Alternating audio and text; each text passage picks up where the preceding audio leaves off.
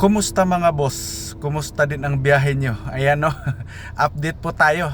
First day po ng 10-day ride challenge ni Grab. Ito po yung unang araw sa pa-challenge ni Grab no.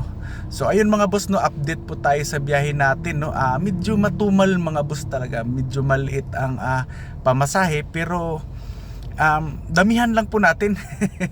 I-enjoy lang po natin yung mga fare na 64, 80 pesos no kasi ganito mga boss siyempre ang tuna bago nagiging tuna yan dumadaan po yan sa laki ng dilis So ayun mga boss no, yung mga dilis kinuha ko lahat yung dilis no. So ayun nagiging balyena. So ayun mga boss no, update po tayo. Ayan, naka 72 rides tayo mga boss no. Ayan, 8K lang. Sobrang baba ng fare pero okay lang mga boss kasi yun nga ang gaya ng sinasabi ko mga boss na pag naipon naman lalaki din.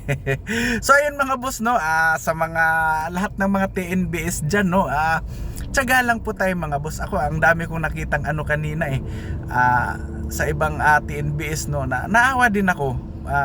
Ano lang ang masasabi ko sa inyo mga boss, agahan lang po natin no sa pagbiyahe kasi pagka medyo matumal medyo agahan natin.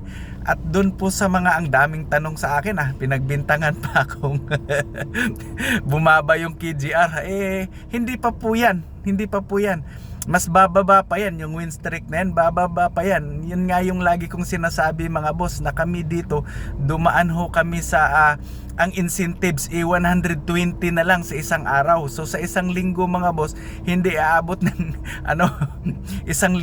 So ngayon no, yung mga win streak na yan okay pa ang kitaan nyo dyan kasi ako hindi ko pa tinry yan kasi kasi sa totoo lang mga boss hindi ko pa siya bit kasi hindi ko pa siya napag-aaralan kasi hindi pa rin na-update yung ko, wala pa yung tawag dito, yung sit di daw o wala pa ako. Iwan ko kanina kung nag-update.